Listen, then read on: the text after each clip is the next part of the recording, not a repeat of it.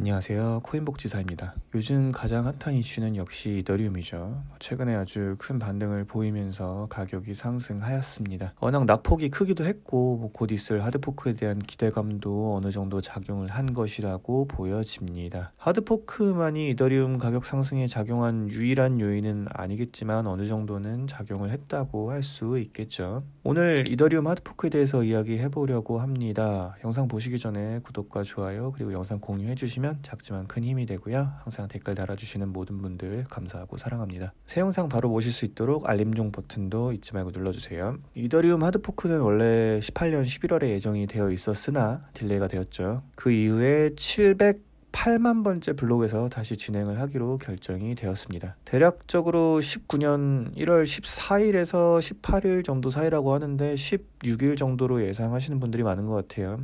이번 업데이트는 갑자기 생긴 계획이 아니고요. 기존에 계획이 되어 있던 하드포크입니다. 이번 콘스탄티노플 업데이트로 인해서 아주 큰 에너지 소모를 하는 Proof of Work POW에서 에너지 소모를 혁신적으로 줄여주는 Proof of Stake POS로 변경되는 과도기에 진입하게 됩니다. 완벽하게 POS로 변경하는 단계는 마지막 단계인 세레니티이고요. 바로 전 단계라고 보시면 됩니다. 이런 거 보면 이더리움은 참 대단한 것 같아요. 미래에 POS가 대세를 이룰 것이라는 것도 어느 정도는 예상을 하고 로드맵을 짜두었다는 거니까요. 그래서 이번 업데이트에 대해서 이야기를 해보자면 크게 세 가지로 나눌 수 있습니다. 설명드리기에 앞서 이더리움은 누구든지 이더리움 개발자 그룹에 가입을 해서 업그레이드 내용을 제안하고 이게 채택이 되면 업그레이드에 포함하는 방식으로 진행을 하고 있습니다. 탈중앙이죠. 이 제안을 EIP라고 부릅니다. Ethereum Improvement Proposal의 약자인데요. 5개의 EIP가 적용이 될 예정입니다. 첫 번째 카테고리가 가스 소모 감소 관련된 EIP인데요. EIP 145, 1052, 1283이 이에 해당이 됩니다. 오늘 내용은 코빗 거래소 아시죠? 코빗 거래소 미디엄에 잘 정리된 자료가 있어서 읽어드리려고 하는 건데요. EIP 145 먼저 읽어드릴게요. EVM, 이더리움 버추얼 머신 컨트랙트 실행기 EVM에 비트시프트 연산자를 추가하는 제안입니다. 비트시프트 연산자가 없을 때 기존 연산자로 35가스가 소모되는 연산을 이 연산자를 통해 3가스로 실행할 수 있습니다. 기존의 연산자에 비트시프트 연산자를 추가해서 가스 소모를 거의 10분의 1로 줄일 수 있게 되는 업데이트고요. EIP 1052, 한 컨트랙에서 다른 컨트랙트의 코드를 검증할 때 타 컨트랙트의 모든 소스를 가져와야만 했습니다. 이는 많은 가스비를 부담해야 했습니다. 이 제안에서는 추가되는 EVM 연산자에 의해 컨트랙트 소스의 해시값만 얻어올 수 있도록 하여 가스비를 드라마틱하게 줄일 수 있습니다. 스마트 컨트랙을 검증할 때 모든 소스를 다 가져올 필요가 없게 된다는 뜻으로 보이고요. 이렇게 되면 당연히 움직임이 가벼워지니까 가스 비용도 많이 절감을 할 수 있겠죠. 다음으로 EIP 1283 업데이트입니다. 스토어라는 EVM 연산자의 가스 소모 계산 방식을 바꿔서 가스 비용을 줄입니다. 이건 연산자의 가스 계산 방식을 바꿔서 가스 소모를 줄였다는 것으로 보이네요. 지금 현재 이더리움을 전송하시거나 아니면 이더리움 대비해서 무언가를 하실 때 사용되는 가스가 너무 비싸다고 생각하실 수 있는데요. 당연히 이렇게 가스비가 많이 들어가면 지금 현물 화폐로 비교해봤을 때 송금 수수료가 비싸진 것과 비슷한 거죠. 예를 들면 뭐 식당 가서 밥을 먹는데 VAT 10%가 이미 포함이 되어 있는데 15%가 더 들어간다거나 뭐 이런 식이 되는 거겠죠. 이렇게 되면 유저들이 일상생활에서 사용하기가 어려워질 겁니다. 그렇기 때문에 이더리움이 지속적으로 업데이트하면서 가스 비용을 낮추려고 한다고 보시면 될 것 같습니다. 두 번째 카테고리는 컨트랙트 생산인데요. 비탈릭 부체인에 의해 제안된 EVM 연산자입니다. 컨트랙트를 생성하는 연산자인데 기존의 연산자와는 조금 다르게 이더리움 체인상에 없는 주소로 컨트랙트를 만들 수 있습니다. 이는 비트코인의 라이팅 네트워크와 같은 오프체인 기술에서 사용할 수 있도록 한 기능입니다. 일부 보도 자료에서는 이 기능에 대해 이더리움 네트워크에 오프체인 상태 채널이 추가된 것이라고 표현하기도 했지만 사실 상태 채널을 추가한 것은 아니고 상태 채널을 한 기반을 마련한 것으로 보는 게 정확합니다. 오프체인에 대한 기술이 개선되면 확장성에 대해서 긍정적인 결과를 가져올 수 있을 거라는 생각이 들게 되네요. 마지막으로 이번 업데이트 중에 가장 중요하다고 언급되고 있는 POS 전환에 대한 거고요. 사설을 읽어보자면 EIP 1234번이고요. EIP 1234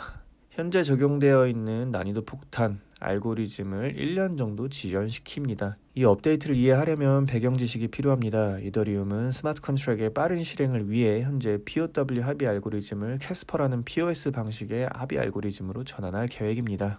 하지만 어느 순간부터 갑자기 POS를 전환하게 되면 기존 마이너들이 이에 동의하지 않고 계속 마이닝을 유지하려고 할 것이고, 이로 인해 체인 분할을 초래하게 될 것입니다. 이를 막기 위해 이더리움 진영은 합의 알고리즘을 서서히 이동시킬 계획을 구상했습니다. 즉 어느 정도 기간 동안은 네트워크상에서 POW, POS를 모두 허용하되 POW의 난이도를 점차 높여 보상 비율을 줄이는 방식입니다. 그렇게 되면 마이너들은 점차적으로 POW 최고를 포기하게 되고 최종적으로 네트워크는 POS로 전환될 것입니다. POS 알고리즘은 현재 구현 중이고 아직 네트워크에 적용되어 있지는 않습니다. 하지만 난이도를 점차적으로 높이는 난이도 폭탄은 프론티어 때부터 이미 구현이 되었고 적용이 되어 있습니다. 이 난이도 폭탄 알고리즘은 현재 블록 번호에 의해 조절되는데 블록 번호가 커질수록 난이도가 기하급수적으로 커지게 되어 있습니다. 애초에 POS로의 전환을 예상해서 넣은 알고리즘이지만 POS 적용이 지연됨에 따라 난이도 상승률을 낮출 필요성이 생겼습니다. 이를 위해 지난 비잔티움 하드포크 때 난이도 폭탄 알고리즘을 1.4년 지연시킨 바 있는데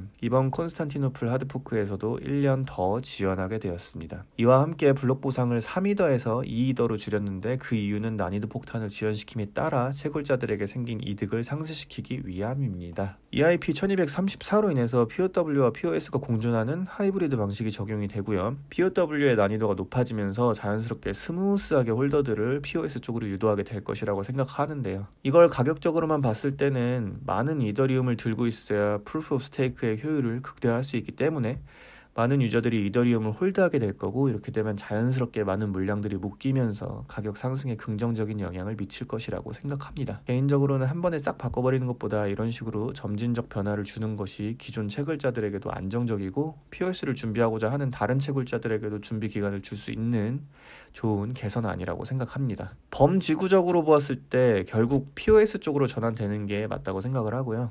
앞으로 POW로 채굴하는 코인들, 그러니까 기존에 존재하던 대세 POW 코인들이 아닌 새로운 프로젝트들에 의해서 만들어진 POW 코인들은 시대에 뒤떨어져서 생존하지 못하게 되는 결과가 있지 않을까 합니다. 최대한 로드맵에 맞춰서 개발을 진행하려고 하는 이더리움에 대해서 아주 칭찬을 하고 싶고요. 채굴 보상이 줄어드는 현상은 홀더들 입장에서는 가격적으로 이득을 볼 수 있으리라 생각하는 부분입니다. 이더리움 블록체인을 사용하는 유저들 입장에서는 가스 비용이 줄어들게 되니까 아주 환영할 수 있는 업데이트라고 봅니다. 그리고 이더리움 하드포크 하면서 에어드랍 있잖아요. 그 클래식 비전이랑 노아, 제가 정확히 찾아보진 않았지만 노아는 스캠이라고 이야기가 있고요.